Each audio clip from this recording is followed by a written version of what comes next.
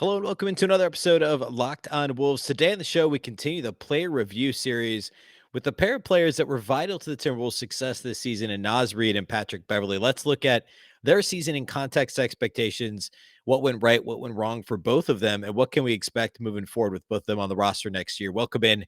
You are Locked On Wolves.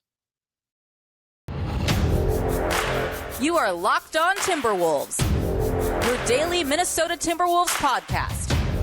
Part of the Locked On Podcast Network. Your team every day.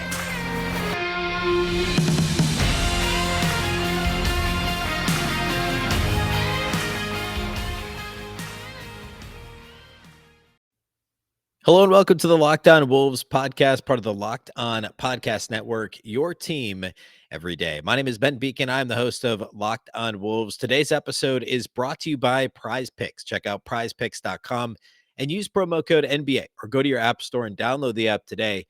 Prize Picks is daily fantasy made easy. Happy Tuesday, everybody. And thank you for making Locked On Wolves your first listen every single day. Of course, Locked On Wolves is free and available everywhere. That includes YouTube, as well as all of your favorite audio platforms, Apple, Google, Spotify, Odyssey, wherever you like to listen to your podcast. You can find this program. You can also follow on Twitter at Locked On T-Wolves and at Beecken with two B's, two E's, C-K-E-N. All right, so today on the show, we're continuing the player review series. We started mid last week. We started at the bottom of the roster, sorted the roster by minutes played, working our way from the players that played the least to the players that have played the most. We're now solidly into the rotation. We are on players 8 and 7 in terms of minutes played this year. That means today we're talking Naz Reid, we're talking Patrick Beverley. In Pat Bev's case, a player who started the vast majority of the games he played in Naz's case, of course, mostly a bench player. So interesting that, these guys are next to each other in total minutes played because they played very different roles over the course of the season, but consistent roles. And obviously both had major impacts. And if this is the first one of these player review podcasts you've listened to, real quickly, kind of the methodology here is how did each player perform relative to their expectations coming into the season, the preseason expectations, what was good about their season, what was bad, what was the role that they played, what's their contract situation for next year, what can we expect in the 2022-2023 season from each of these players. So we're going to start today with Naz Reid first. He played the 8th most minutes on the Wolves this season. He played in 77 games. He only started 6. And one of the things I've kind of had in my mind with Naz Reid is, hey, in terms of the per game numbers, the more the volume stats, he performs pretty well when he has to step in and start in place of Karl-Anthony Towns. I think that's just one of the things that has kind of seemed to be the case. At the same time, I've also gotten the sense that he gets a little overextended. He used to be more defensively. He was much better defensively this year. We'll talk about that here in a minute. But even offensively, I think sometimes he gets overextended if he plays too much. And the numbers actually bear that out. It does not actually support the theory that he plays much better as a starter. This year, thankfully, Karl-Anthony Towns was really healthy. And Naz only had to start 6 games. Going back to last season, when we know Karl-Anthony Towns had quite a few injury issues, going back to the 2020-2021 season, although I guess not as many as the year before. But the COVID issue, I guess, as well, midseason last year. Naz started 15 games for the Timberwolves in the 2021 season, 2020 into 2021 season. And the shooting numbers were not good as a starter. He shot under 49% from the field, just 30.4% from 3. Again, this is 2 years ago. And the per game, what was it? 13.1 points per game, 6.3 rebounds per game. He was far more effective as a bench player in terms of his efficiency. He shot 54% from the field, 37% from 3 off the bench last season. The rebound numbers in terms of the per game numbers weren't much worse, playing less. I mean, the rate at which he scored and rebounded and all that stuff was much better as a bench player, which tells the story of, hey, he is a player that can be overextended at this point in his career by being miscast as a starter when he's forced to step into that role. This season, he only started 6 games, and he was better as a starter, and really kind of in line with what he did as a reserve, just in greater volume, which shows growth as a player overall, and also the system that Chris Finch ran this year. But as a starter in just 6 games this year, Naz was averaged 15.5 points per game, 7.7 rebounds per game, shot 53.5% from the field and almost 35% from 3. Got to the free throw line a fair amount, was actually really good defensively this year. So he was much better this season in a small sample as a starter than he was last season. Now, also part of that, I should say, is because the Wolves starters in general were also better this year. So by stepping into the starting lineup, he was stepping into a better starting lineup than the Wolves starting lineup last season. All that to say, Naz is in the perfect role. Right? He only has to play short minutes. His per game minutes were down this season because Towns was healthier, but he did play in the most games in his career in 77 games. He had a night in, night out role. The only games he missed were due to small injuries here or there, personal reasons. I don't think he ever tested positive for COVID, but he did miss one game during that COVID stretch. I think maybe he had a positive test that was returned as a false positive or something. Something happened. He missed one game in that stretch. Um, but Nas basically was healthy the whole season. He was a key cog in the rotation as Towns' backup, and he very rarely played with Karl-Anthony Towns. We'll talk more about that in a second because I think that's a really interesting thing. That in and of itself is not what I thought this year would turn out to be in terms of Nas and Cat playing together, and I guess them not playing together more accurately. But as a whole, Nas really leaned into his role as a 12, 14 minute a game. For the season, it was a hair under 16 per game. But when Cat was starting and Nas was coming off the bench, when Cat was healthy, Nas is averaging 12 to 14 or so minutes per game as a reserve. That is his best case role right now as an NBA player. Could he grow into a little bit more? Sure. He's a little bit challenged in terms of size. Obviously, the length is good, the wingspan, but he's a little bit small to play the five full time as a starter. He wasn't a good enough defender until this season. He was much more comfortable playing in the Timberwolves blitzing high wall scheme this year in pick and roll defense than he had been in drop coverage in the past. And he's also it appears to be clicking with him, the defensive coverages and schemes. It's also easier to know you're basically running the same coverage every time, and it's less challenging when you're playing a high wall coverage. Obviously, you need to know the personnel of the team you're playing against, but it's really just kind of go get the ball, go trap the ball, go force a difficult pass. When you're playing drop, you really have to know who wants to get all the way to the rim and who's comfortable pulling up to shoot from 15 feet.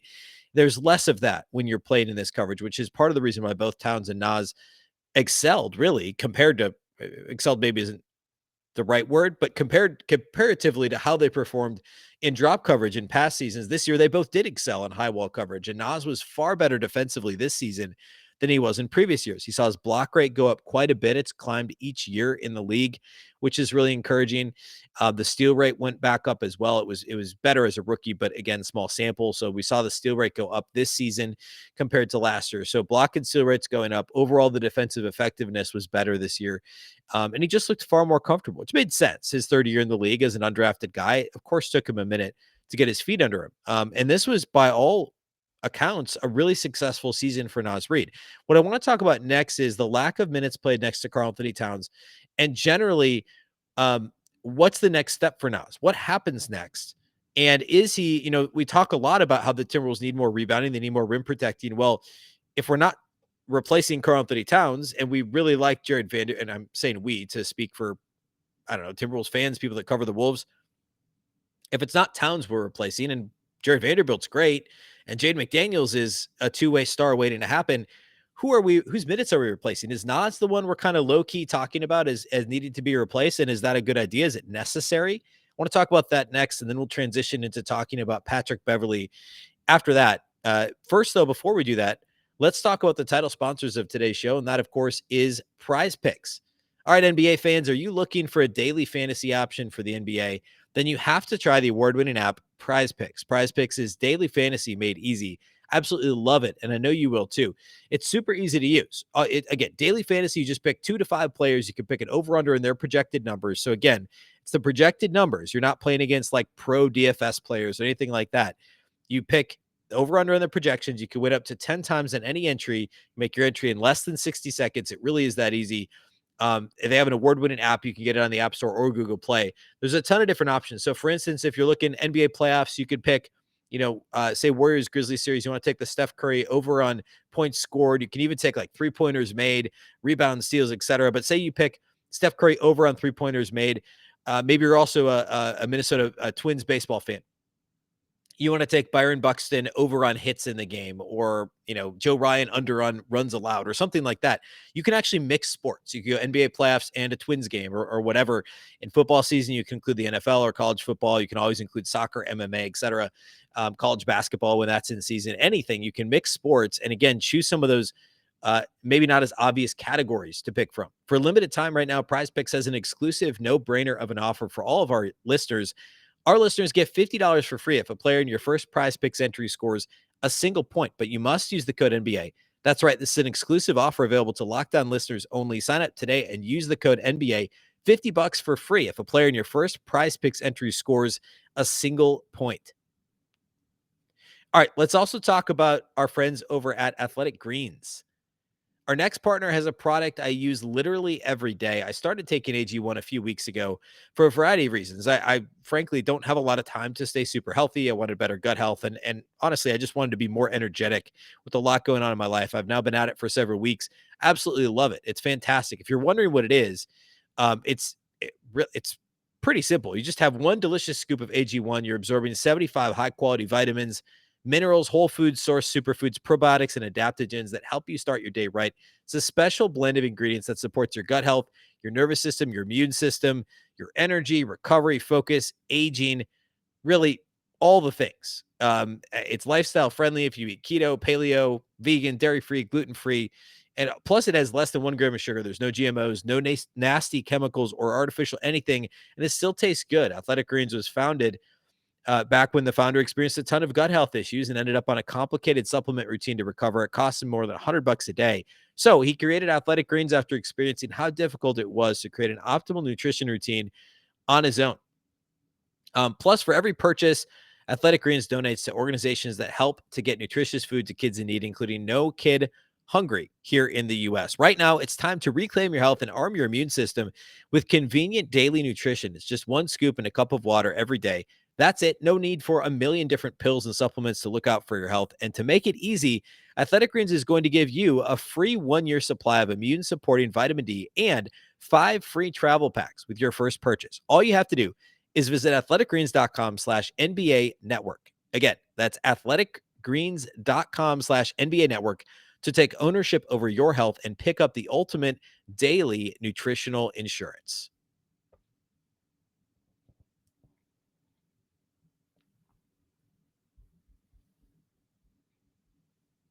Thanks again for making Locked On Wolves your first listen every day. Make sure to go check out the Locked On NBA Big Board. Host Rafael Barlow from NBA Draft Junkies and author of the NBA Big Board newsletter is joined by Richard Stamen, Sam Ferris, and Leif Thulin, giving fans an in-depth look into the NBA draft, plus mock drafts, player rankings, and of course, Big Boards. It's free and available wherever you listen to podcasts, just like this show is. And of course, the Wolves have 4 picks coming up in the draft, 2 in the top 40, a couple in the mid-second round. Lots to look forward to in terms of draft night for the Wolves this year. That, of course, includes pick 19 in the first round. So be sure to go check out Locked On NBA Big Board wherever you listen to podcasts. All right, let's finish talking about Naz Reid here before we move on to Patrick Beverley. So couple things with Naz. Number one, I expected him to play more with Karl-Anthony Towns this year than he did. And it's interesting because as much as former head coach Brian Saunders liked to play small ball, remember he tried to play Josh Okogie at the 4. Part of this was lack of personnel at the time, but trying Josh Okogie at the 4, trying Jared Vanderbilt at the 5 more frequently towards the end of Saunders' tenure. Of course, Jake Layman famously at the 4, Juancho at the 4 almost exclusively. Then Chris Finch takes over and he puts Juancho Hernangomez at the 3, and he tries Vanderbilt exclusively at the 5 and Okogie at the 2 or off the floor at all, completely. And he just kind of really Finch showed a willingness to play big more than Saunders. And also something I talked about a lot last season while Saunders was still the coach was, hey, why doesn't Naz play more with Towns? Let's try this more often. It didn't happen. Finch tried it early on, and the early indications were he might do this a little bit more. Now, this is different, but he coached in New Orleans when the Pelicans used DeMarcus Cousins and Anthony Davis together. Obviously different. I'm not suggesting Naz is anywhere in the realm of either one of those guys. Although there are some similarities, and obviously Naz can replicate some of what Karl-Anthony Towns does, which is one of the reasons he was so attractive as an undrafted free agent 3 years ago for the Wolves is if he can replicate 60% of what Towns can do at a fraction of the cost. You can run a similar offense with Naz on the floor and Towns on the bench as you can with Towns on the floor. All that is true. But I expected to see more of Naz and Towns together. And if you go and you look at the 2-man lineups from last season, Naz and Towns together were pretty decent. In fact, of all of Naz's lineups that he played, outside of 1 minute he played with Ed Davis last season, they were all negative in terms of net rating. But his best two were with Jared Vanderbilt. So obviously Naz would have been at the 5 in that lineup. And his second best was with Karl-Anthony Towns. They were negative 2.4 net rating last season in the 2021 season. But Cat and Naz together were pretty good. In 160 minutes, they were just a minus 2.4. Now this year, they played a lot less together. They played only 84 minutes together across 19 games, very, very limited time together. It was kind of a couple minutes here and there. I mean, obviously, you do the math. That's what, a little more than 4 minutes per game. And a couple of those were longer stretches, and the rest of it was kind of a minute or two at a time, almost by accident, that they played together for brief stretches. And they were a negative 10.3 net rating together.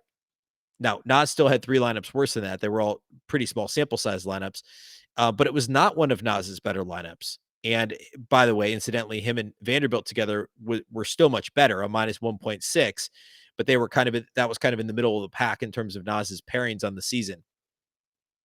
So the Towns Reid pairing, I'm not at all suggesting like Naz should start at the 4 or anything like that. I just think that with as much as Finch is willing to play big, it was curious that they didn't do it more. There were some tricks, of course, defensively, because each of those guys is relatively limited in terms of versatility and switchability. And the Wolves defense, they started to do more switching as the year went on, but even playing them both on a high wall scheme would have been challenging. So I get that. But given the Wolves' challenges rebounding the basketball, given some of the issues they had, protecting the paint and some of that stuff, it was a little surprising they didn't do that more often. Which brings me to my final Naz Reid point, which is that his defensive rebound rate was down this year by a couple of points, and it was the worst of his career. He grabbed just 18% of defensive rebounds when on the floor. The offensive rebound rate was up, which is fine, which is good. But the defensive rebound rate was a career low 18% for Naz Reid. And that's a major concern. The block rate up is great. The steal rate up is great. The defense better is great. Now, part of that is organically because the Wolves played more, because they played that high wall scheme, right? If you're in drop pick and roll coverage, of course, you're going to end up 10, 12 feet away from the basket, if not closer, be in a better position to grab a rebound. It's one of the reasons why Karl-Anthony Towns' defensive rebound rate was down lower as well. However, there has to be a medium somewhere, right? If you're going to give, and the Wolves gave some on the defensive glass in order to be more effective at the point of attack and try and corral dangerous opposing ball handlers. I get all of that. But if you're not going to get more from the Jaden McDaniels of the world rebounding, we'll talk more about him here soon in a day or two in terms of his season review. If you're not going to get more from your guards, from a D'Lo, Pat Bev had a pretty decent year rebounding. We'll talk about him in a minute. But if you're not going to get more from the non-bigs rebounding the basketball, you still need your Nazes and your Cats to be a little bit more active on the glass. So that was a little bit concerning. He's always been a subpar rebounder in terms of bigs, in terms of true fives or true fives in today's game. I've been calling out Naz now for a couple of years as somebody who needs to be a better rebounder. Even when the Wolves were in drop coverage, that 20% defensive rebound rate was not as good as is not as high as it should have been for a guy who was playing almost exclusively the center position. So that's a concern. And of course, the Wolves could replace him, but I don't think they're going to. Remember, his contract is the same as Jalen Noel's. It's an absolute steal. It's like 1.9 million or something for next 1.93, something like that, on the final year of that 4-year partially guaranteed deal that he signed, that Gerson Rosas signed him to as an undrafted free agent a couple of summers ago, almost 3 summers ago now. Naz is going to be back. The Timberwolves can add, the idea of adding defensive rebounding, rim protection is great, but you're not going to find a better player at the price that Naz costs, at the cost of Naz's contract. Naz was really good this year. He was improved defensively. He was fantastic shooting the ball from the corners. He was like 47%. Yeah, 47.4% on corner 3-point attempts. For his career, it's 41% from the corners. If he could just stop shooting above the break threes, he'd be a really efficient offensive player. The issues are he needs to be more active on the defensive glass. He needs to cut the turnovers back, and he needs to continue working on his defensive game. Naz is a really good backup center. The Wolves need more rebounding from other positions. That's more important than getting it from Naz Reid. Based on the coverage the Wolves are primarily playing and what Naz does bring to the table otherwise, that's not necessarily on Naz. I say all that. I don't think he's a starting center in this league. Maybe he develops into it. He's still just, 22 years old. He perhaps will develop into a starting center in the next couple of years. I think the role right now is absolutely perfect for Naz Reid. A backup to Cat. He can step in and get some numbers if Cat misses a game or two here or there. Play a few spot minutes with Karl-Anthony Towns, depending on matchups. But as long as he can solidify the rebounding, continue to improve as a rim protector and all-around defender, Naz Reid is perfectly cast in a 12 to 15 minute per game role as a backup five in this league. I don't think there's any question about that. Okay, let's talk about Patrick Beverley. Of course, Pat Bev was acquired in that trade. I talked about it actually quite a bit on Monday's show because we talked about Torian Prince, but Pat Bev was acquired for basically nothing. The Timberwolves traded Jarrett Culver and Juancho Hernangomez to Memphis. It was a flip for Memphis. They had acquired Beverley from the Clippers. The Clippers just didn't want to extend him, so they shipped him to Memphis. Pat Bev's told the story several times, I think on the JJ Redick podcast, if I'm not mistaken, the Old Man in the Three podcast, as well as some other places, that the Wolves were one of, as he says, three teams he wanted to be traded to. And he thought the Wolves could build something special. He did the whole, hey, we'll make the playoffs, nobody believes me thing. He was right. Of course, I said before the season the Wolves would make the playoffs. He was Pat Bev's. You're not the only one, Bev, who thought the Timberwolves would make the playoffs this year. All that, the acquisition of him was genius. The eventual extension of him, extension of his contract, we'll talk about that. But what was his actual on-court impact this year? How did he play compared to expectations and based on what he'd done previously in his career? And what does this extension look like for next year? What role is he going to play next season? How vital is he moving forward to this team? What all is baked into the Patrick Beverley experience? We're going to talk about all that here next. That's how we'll close the show today. First, though, let's talk about our friends over at BetOnline. Our partners at BetOnline continue to be the number one source for all your betting needs and sports info. Find all the latest odds, news, and sports developments, including this year's NBA playoffs, Major League Baseball scores, fights, and even next season's NLF futures. Right now, the playoff lines for the NBA are fantastic, or are fascinating, I should say, to watch. I was talking yesterday on the show about the Grizzlies Warriors lines moving around is super fun to watch. And actually the MLB stuff is interesting too. I'm a big baseball fan as well, and we're a little over a month into the season. So keeping tabs on what the lines are for the Twins games as well. BetOnline is your continued source for all your sporting wagering information, from live betting to playoffs, esports, and more. Head to the website today or use your mobile device to learn more about the trends and action. BetOnline, where the game starts.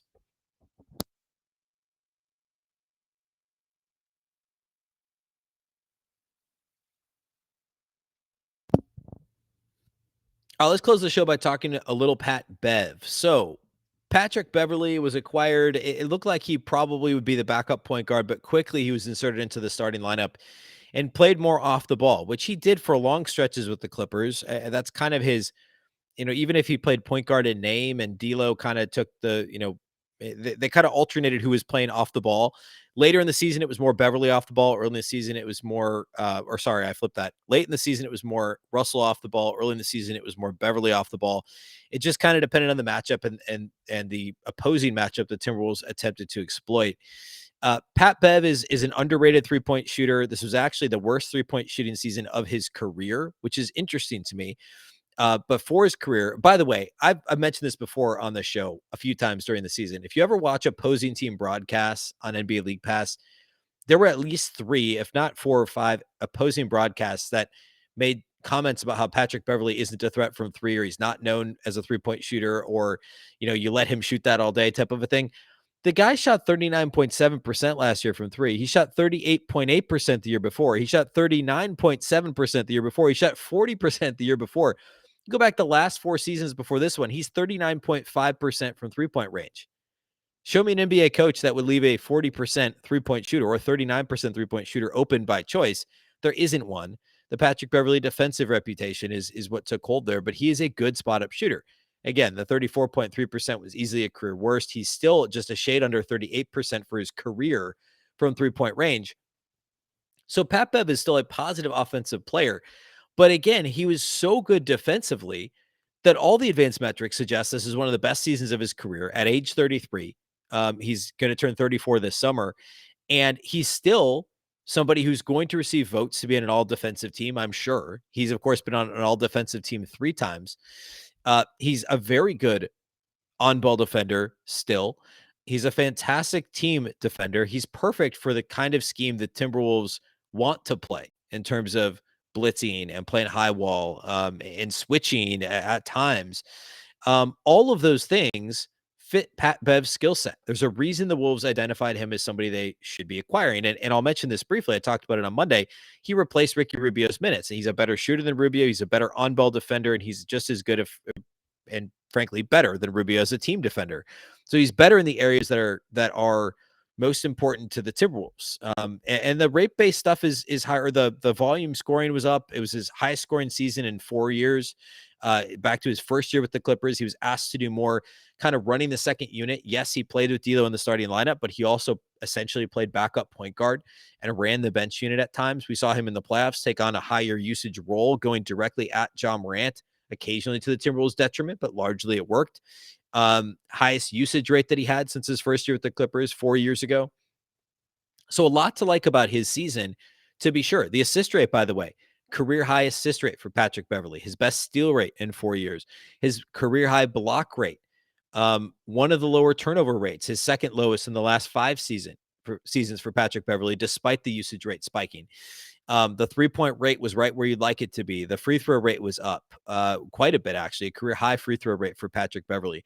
So there's a lot of things to like about his season. He was pretty much exactly what the Timberwolves wanted to see after acquiring Patrick Beverley. And obviously the impact he made on the Timberwolves culture, the locker room, the leadership ability that he brought, the edge he brought to the team, that's well documented. It's hard to quantify, you know, right now sitting, but clearly that impact permeated the entire team. And to a player, they all spoke about this. The coaching staff has spoken about it.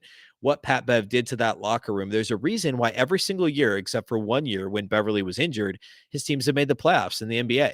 And there's obviously other factors. I'm not saying that there's not, but he was an effective leader for this team and brought what the Wolves needed, which was a lower usage option who could knock down open threes, play aggressive on-ball defense and team defense, also bring that leadership and that edge.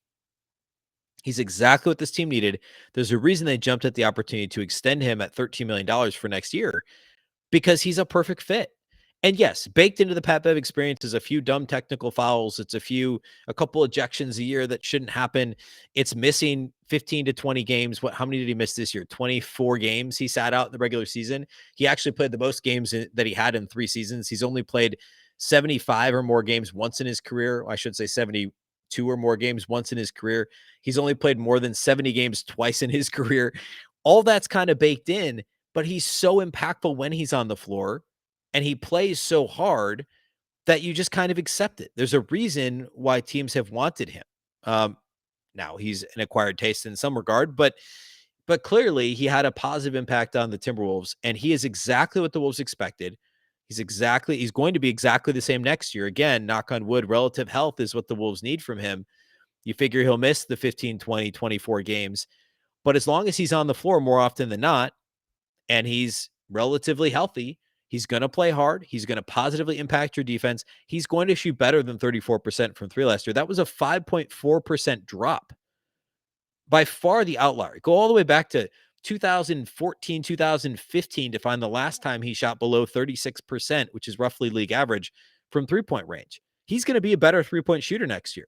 If he has this exact same year, but shoots 2, 3, 4 points higher from 3, you're easily talking about the best season of his career, assuming that the legs are still there to be effective defensively. And I feel like even when his legs are completely gone, when he's 37, 38, he's still going to be a good defender because he's that intelligent. The technique is so good. And he plays so hard. So I can't say enough good things about Pat Bev. He's exactly what the Wolves wanted. They're going to get the same thing again next year at just $13 million. It makes a lot of sense. He's obviously bought into being in Minnesota. I look forward to another year of Pat Bev. I understand that fans of opposing teams don't care for him. Wolves fans, it maybe hasn't mattered as much because the team hasn't been good the last couple of years, or the last many years, basically since Beverley's been in the league. But opposing fans should be able to appreciate how good he is defensively and the edge he does bring to a game and the impact he does have on a locker room. And it was a fantastic thing to watch this year at the Wolves. All right, that's all we have for you today here on the show. Of course, later this week, we'll finish going through the roster. Next up is Jaden McDaniels and Jared Vanderbilt. Eventually, we'll get to the big three. Of course, Malik Beasley as well. Going to have Chalanga Langason from the CND NBA show. And, of course, he was my co-host for the postcast late this season, playoffs and the end of the regular season. He'll be on to talk. I think we'll talk D'Lo here in a couple of days. So all that's upcoming later this week. Thank you again to those of you that do make Locked On Wolves your first listen every day. Of course, you can listen to this show anywhere you get podcasts. That, of course, now includes YouTube. You can also follow on Twitter at Locked On T-Wolves and my account, which is at Beecken with 2 B's, 2 E's, CKEN. Thanks again for listening to the Locked On Wolves, part of the Locked On Podcast Network. Remember, the Locked On Network is your local experts on all the biggest stories. You can also make your second listen Locked On NBA. From the first jump ball, the play-in, to the last possession of the finals, Locked On experts take you deep inside the playoffs with insight and analysis affecting all 30 teams. Once again, I'm Ben Beecken. This is the Locked On Wolves podcast, and we'll catch you next time.